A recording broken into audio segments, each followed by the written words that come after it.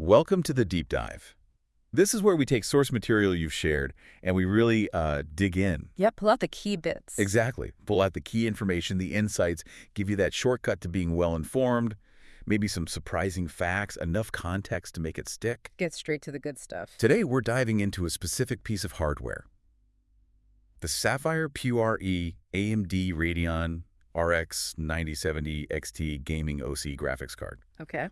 You've given us excerpts from a review. It covers performance, design, thermals, value, the whole package. Right. So our mission today is to unpack this analysis, figure out what this card actually offers, and maybe who it's really the right fit for. Absolutely.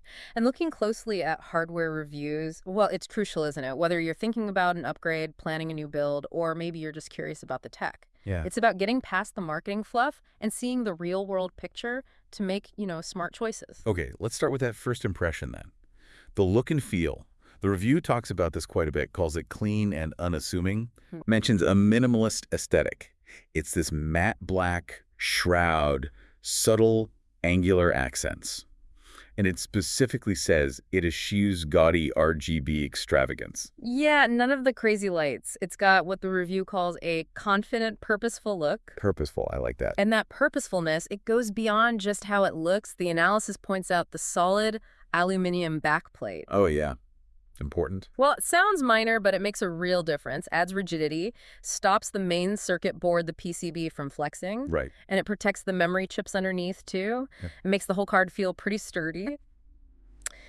Good to know, even if, as the reviewer jokes, you're prone to bouncing the PC around. Definitely good to know. Physical size is always huge with GPUs. Yes. This one takes up 2 expansion slots. Length is just over 280 millimeters. So tiny. No.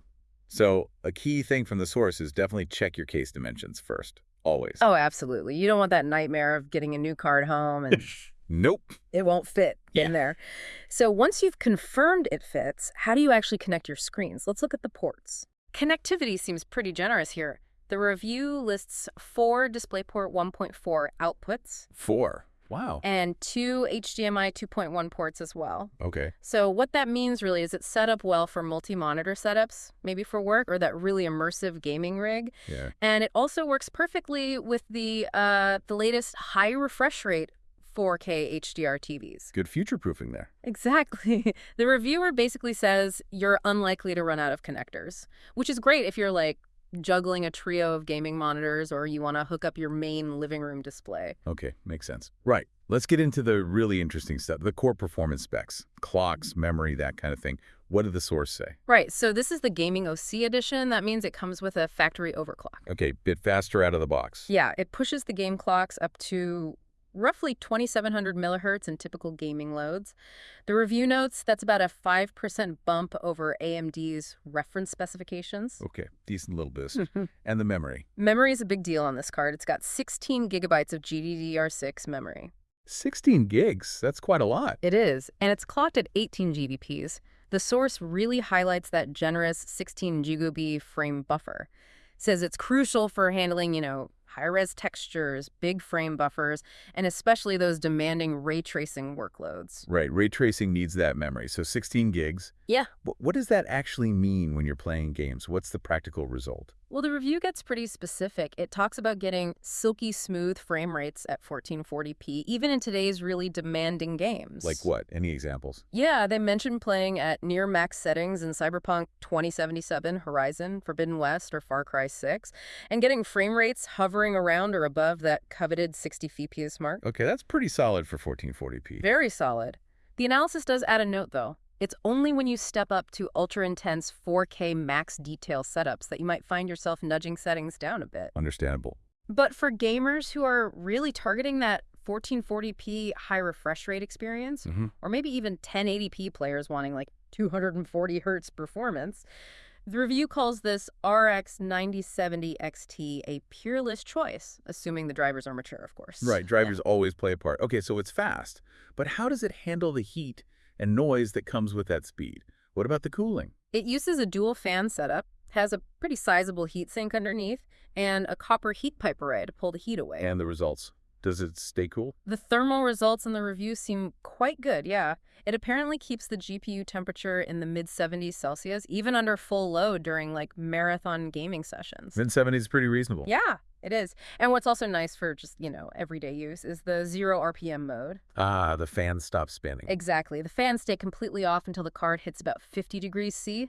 So for desktop browsing, light work, even some light gaming, it's blissfully silent. That's a big plus for general use. What about when you are pushing it hard? When the fans spin up, how loud is it? The reviewer measured it, said it never went above about 38 dBA at arm's length. 38 dBA. How does that compare? The source makes a point of saying it's noticeably quieter than many competing cards in the sub-600-pound bracket. Okay, so relatively quiet for its performance class. So, which is a real positive if you value a hushed rig, right? Yeah. Maybe you're streaming, creating content, or you just prefer things quiet. The review sums it up as a satisfying balance between performance and acoustics. Makes sense. Performance needs power, though. What about power consumption? Did the review look into that? Oh, yeah. Under full gaming load, the power draw is not negligible. The source measured it pulling around 260 W from your PSU. The 260 watts just for the card. Yeah. So that leads to the PSU recommendation. The review suggests at least a 750 W power supply. Minimum 750 W. Ideally, a good quality, reputable one, especially if you've got other power-hungry parts like an overclocked CPU or, a bunch of hard drives. Good advice. And the actual power connectors on the card itself. It uses dual 8-pin power connectors. Standard stuff. Sensible. And the review mentions this is sensible partly because it provides plenty of headroom, especially if you're thinking about manual overclocking later on. Ah, okay. Can you push it much further? The review suggests you can. There's apparently a dual BIOS switch on the card. Flipping that enables an OC mode via a mild BIOS flash. Right. That can nudge the core clocks up potentially as high as 2800 megahertz. Though that obviously depends on your case having good airflow to handle the extra heat. Of course. And the review adds a clear warning. Pushing it further will increase heat and power draw. So you need to factor that into your whole system build, your cooling setup. Right. Overclocking always comes with caveats. Okay, let's shift to ray tracing. That's a big visual feature now. The source says this card truly shines here, thanks to AMD's RDNA 3 architecture. Yeah, the review seemed pretty impressed for this tier of card. It found the level of fidelity was good, getting comparable ray-traced reflections and shadows in Resident Evil Village or Metro Exodus when compared to similar NVIDIA RTX cards. Okay, that's interesting. Holding its own. And it also handles other DirectX 12 Ultimate features. Well, things like variable rate shading, mesh shaders, stuff that helps make rendering more efficient and detailed. The source says it handles them with admirable aplomb. Admirable aplomb. Nice phrase. It is. Now, obviously faster, much more expensive GPUs exist if you want absolutely maxed out ray tracing at 4K. Yeah. But the review's take is, for this card's price point, it's hard to grumble. Fair enough. And are there any software features to maybe claw back some performance if ray tracing hits too hard? Yep. The review confirms it has strong support for AMD's FidelityFX Super Resolution, or FSR. Ah, AMD's upscaling tech. Exactly. It's a way to recoup some performance, lets you, say, upscale to 4K from a lower resolution or just smooth out 1440p gameplay without losing too much visual quality. It's a handy tool for tweaking performance. Good to have options. Yeah. Now, it sounds very much like a gamer's card, but the review did mention that beefy 16 gigabytes of frame buffer isn't just a gaming luxury. Right. So what other uses did the source highlight? It's presented as being quite versatile, actually. That big chunk of VRAM video memory is a real benefit for creative professionals, too. How so?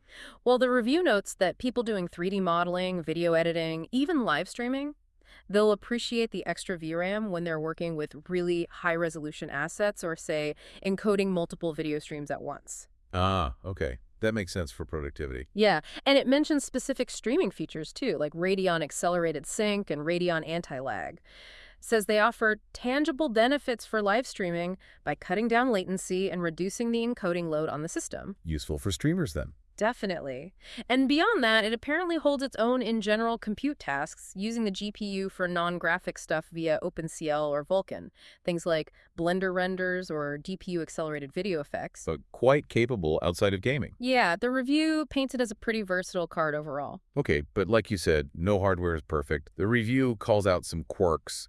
What are the potential downsides people should know about? Well, the main gripe the reviewer had was actually visual. It's the lack of that extravagant RGB lighting. Right, the minimalist design again. Exactly.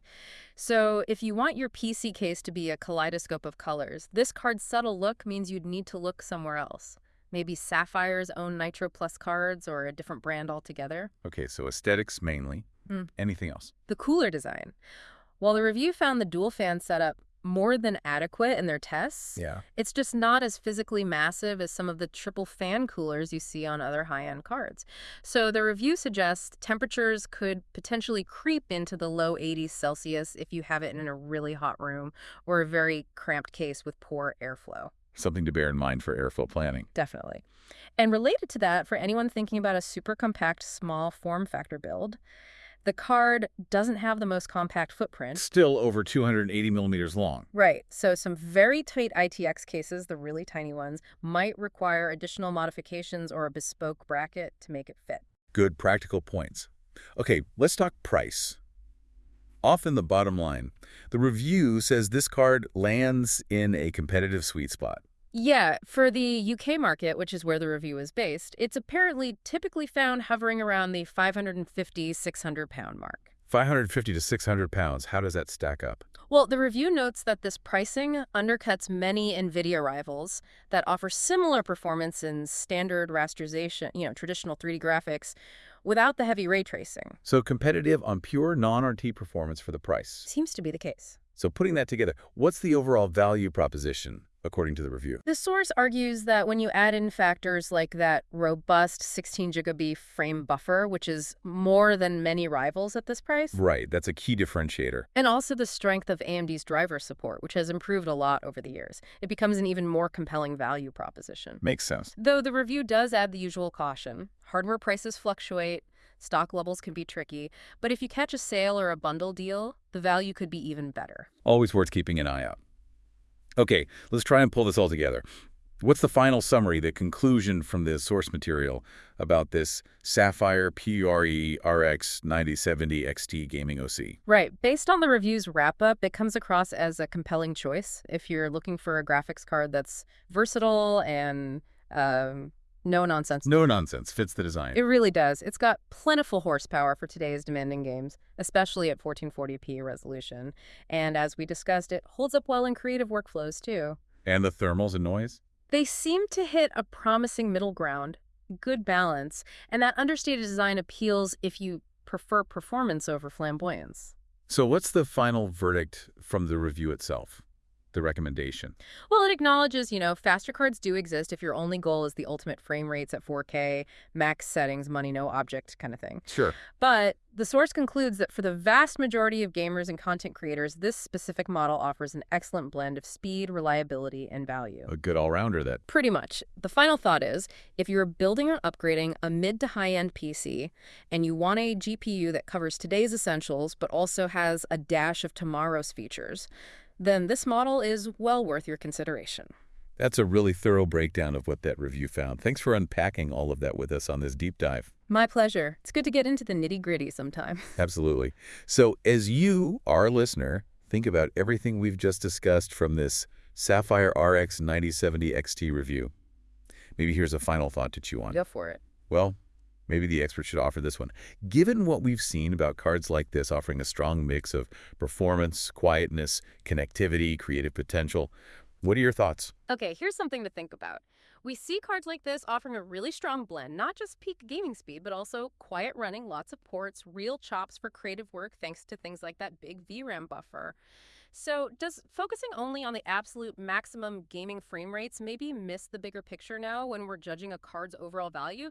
Is the old idea of performance over everything maybe being challenged by this growing demand for components that are more balanced, more multi-purpose, something to consider for your next upgrade?